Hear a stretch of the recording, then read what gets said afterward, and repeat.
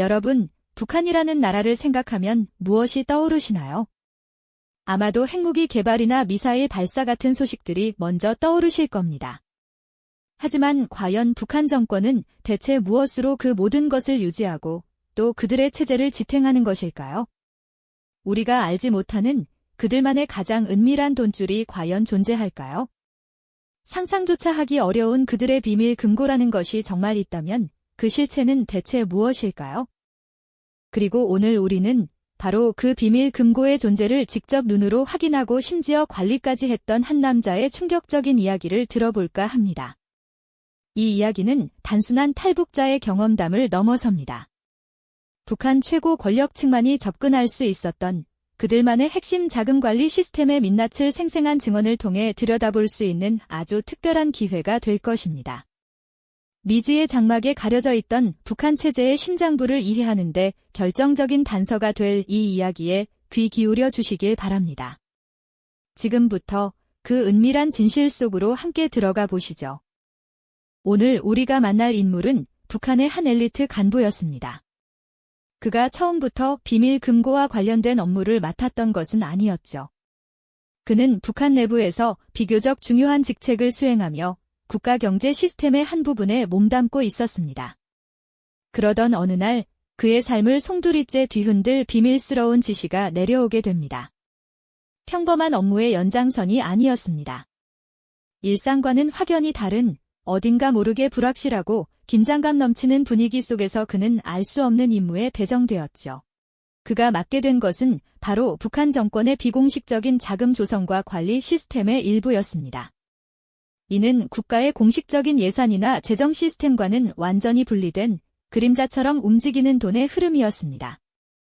우리가 흔히 생각하는 국가 재정과는 결이 달랐습니다. 마치 거대한 빙산의 일각처럼 수면 아래 감춰진 거대한 자금줄의 일부를 관리하는 역할이었던 거죠. 그는 처음에는 이 모든 것이 무엇을 의미하는지 정확히 파악하기 어려웠다고 고백했습니다. 그저 상부의 지시를 따를 뿐이었지만 그의 주변을 감도는 공기는 점점 더 무겁고 비밀스러워졌다고 합니다. 그렇게 그는 알 수 없는 불안감 속에서 새로운 업무에 적응해 갔습니다. 그리고 시간이 흘러 마침내 그는 자신이 관리하고 있는 이 비공식 자금의 종착지가 어디인지 그 실체를 직접 마주하게 됩니다. 어둡고 폐쇄적인 북한의 어느 건물 내부, 겉으로 보기엔 평범해 보이는 그곳에 육중한 철문으로 가로막힌 공간이 존재했던 겁니다. 두꺼운 강철문 뒤편에 숨겨진 그곳이 바로 북한 정권의 가장 은밀한 돈, 즉 비밀 금고가 자리한 곳이었죠. 그가 처음 그곳의 존재를 인지하고 접근하게 되었을 때 그의 심장은 마치 쿵하고 내려앉는 듯한 충격을 받았다고 합니다. 낡고 오래된 서류 뭉치들과 빼곡히 기록된 장부들, 그리고 그 안에서 오고 가는 엄청난 규모의 돈 그 모든 것이 그에게는 미지의 세계이자 동시에 거대한 위험으로 다가왔을 겁니다. 경계를 늦추지 않는 인물들의 눈빛과 삼엄한 감시 속에서 그는 자신이 발을 들여놓은 곳이 얼마나 위험하고 중요한 곳인지를 직감할 수밖에 없었을 겁니다. 그의 얼굴에는 놀라움과 함께 알 수 없는 두려움이 스쳤죠. 그 순간 그는 북한 체제의 가장 어두운 심장부를 들여다보고 있다는 것을 깨달았을 겁니다. 이 돈이 대체 어디서 와서 어디로 흘러가는 것인지, 그리고 왜 이토록 철저하게 감춰져야만 하는지 그는 의문을 품기 시작했습니다. 그 비밀 금고는 단순한 돈 보관소가 아니었습니다. 그것은 북한 최고 권력의 민낯을 고스란히 드러내는 거울과도 같았죠. 금고 안에는 상상 이상의 진실들이 숨겨져 있었습니다.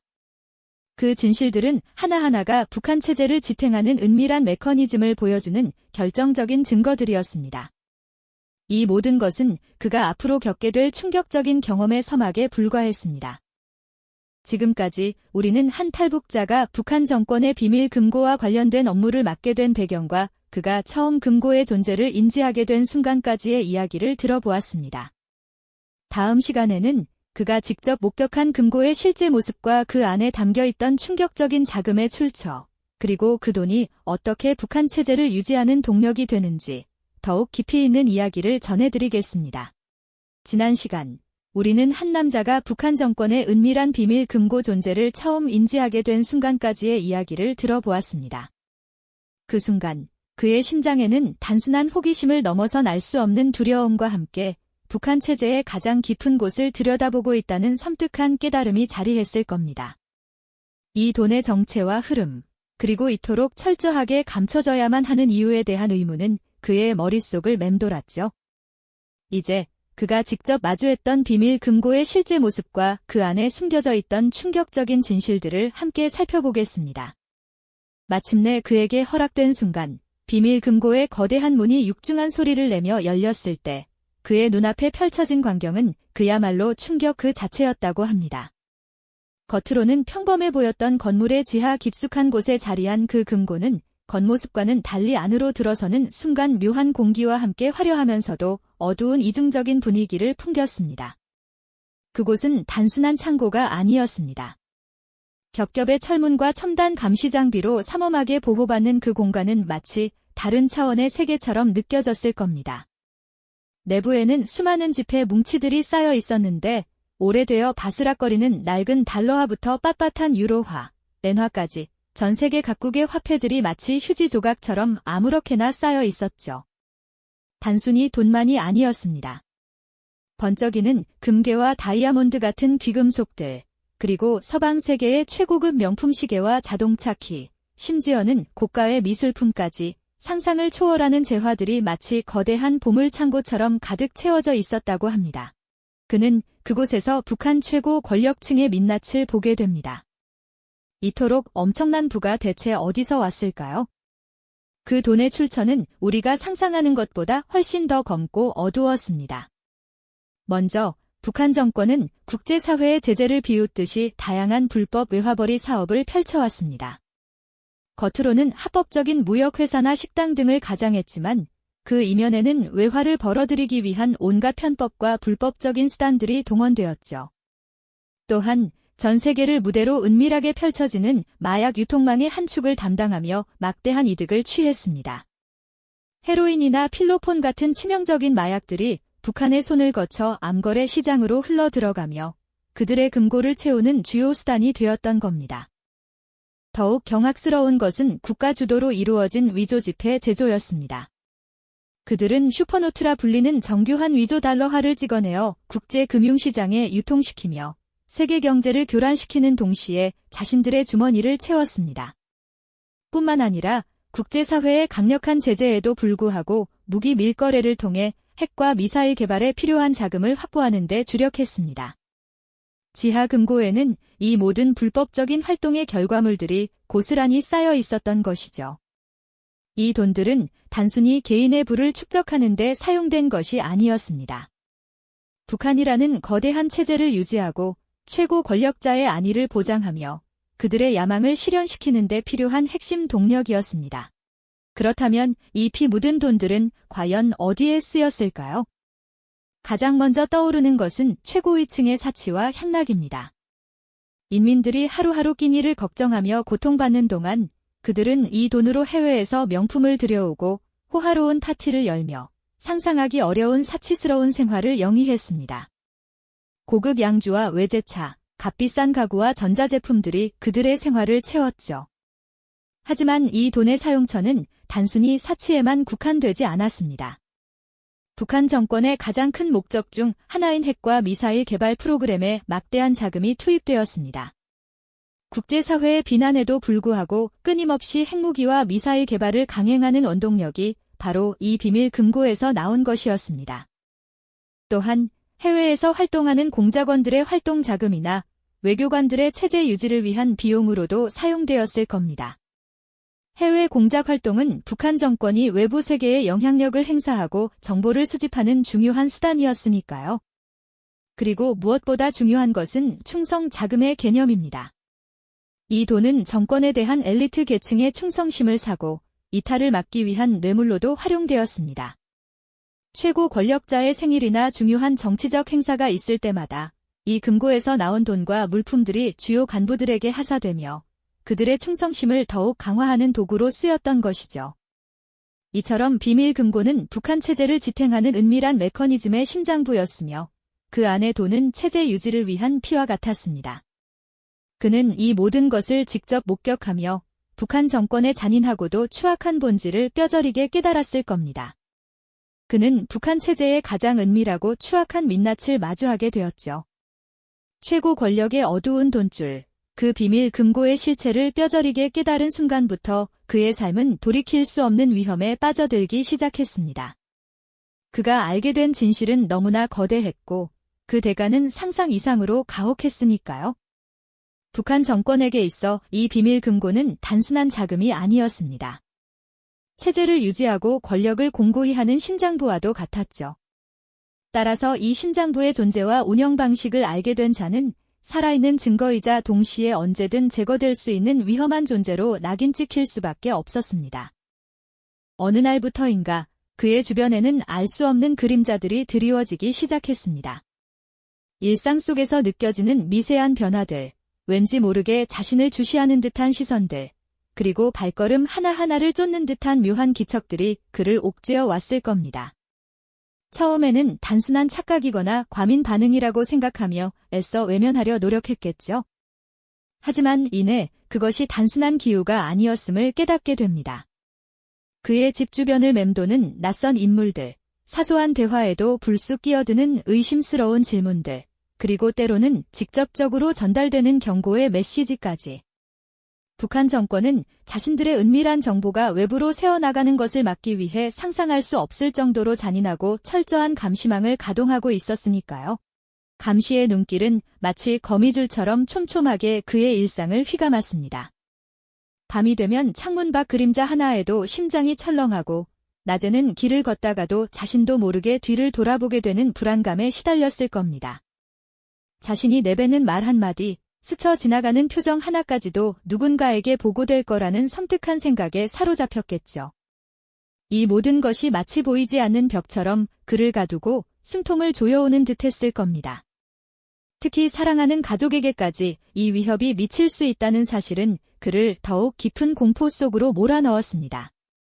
북한 정권은 정보 유출을 막기 위해서라면 어떤 잔인한 수단도 서슴지 않는다는 것을 그는 너무나 잘 알고 있었으니까요. 가족의 안위마저 위협받는 상황 속에서 그는 극심한 심리적 압박과 불안감에 시달려야 했습니다. 그는 결국 깨달았을 겁니다. 침묵하고 순응하는 것만으로는 더 이상 안전할 수 없다는 것을요. 이미 너무 많은 것을 알아버린 자신은 살아있는 한 언제든 정권의 눈엣 가시가 될 수밖에 없다는 잔혹한 현실은요. 그가 마주한 것은 단순한 감시가 아니었습니다. 그것은 마치 거대한 어둠이 그의 존재를 집어삼키려는 듯한 숨통을 조여오는 죽음의 그림자였던 것이죠. 북한 체제는 이처럼 핵심 정보를 아는 이들을 결코 자유롭게 두지 않습니다. 그들은 마치 한번 들어오면 나갈 수 없는 거대한 감옥처럼 비밀을 아는 자들을 철저히 통제하고 억압하며 침묵을 강요합니다. 그에게는 이제 두 가지 선택지밖에 남지 않았습니다.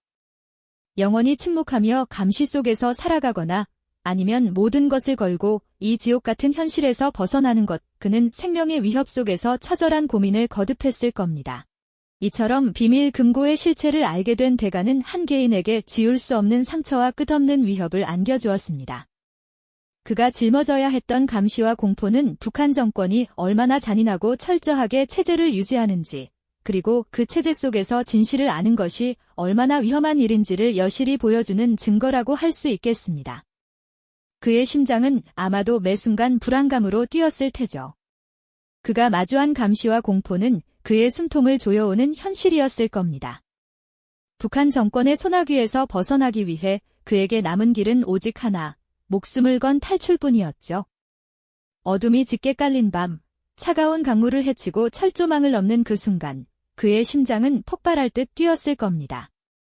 죽음의 문턱을 수없이 넘나들며 오직 자유를 향한 일념 하나로 그 위험천만한 여정을 견뎌냈을 테죠. 낯선 땅, 대한민국에 발을 디딘 순간, 그는 비로소 물리적인 감시에서는 벗어났지만 진정한 자유를 얻었다고 말하기는 어려웠습니다. 여전히 그의 머릿속에는 비밀 금고의 실체가 생생하게 남아 있었으니까요. 북한 정권이 그 비밀을 아는 자들을 얼마나 철저하게 제거해왔는지 잘 알고 있었기에 자유를 찾아왔음에도 불구하고 그의 삶은 끝나지 않는 위협과 그림자 속에서 이어졌습니다. 밤잠을 설치고 작은 소리에도 움찔하며 혹시라도 자신을 찾아올지 모를 어둠의 손길을 두려워해야 했죠.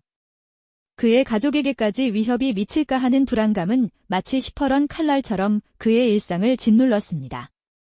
하지만 그는 침묵할 수 없었습니다. 그가 목격한 북한 정권의 민낯, 즉 수많은 인민의 고통 위에 쌓아 올린 비밀 금고의 부정한 돈이 어떻게 핵과 미사일 개발, 그리고 최고위층의 사치스러운 생활을 지탱하는지, 이 모든 진실을 세상에 알려야 한다는 강렬한 사명감이 그의 내면에서 마치 불꽃처럼 타올랐습니다. 그의 마음은 더 이상 침묵을 허락하지 않았던 것이죠.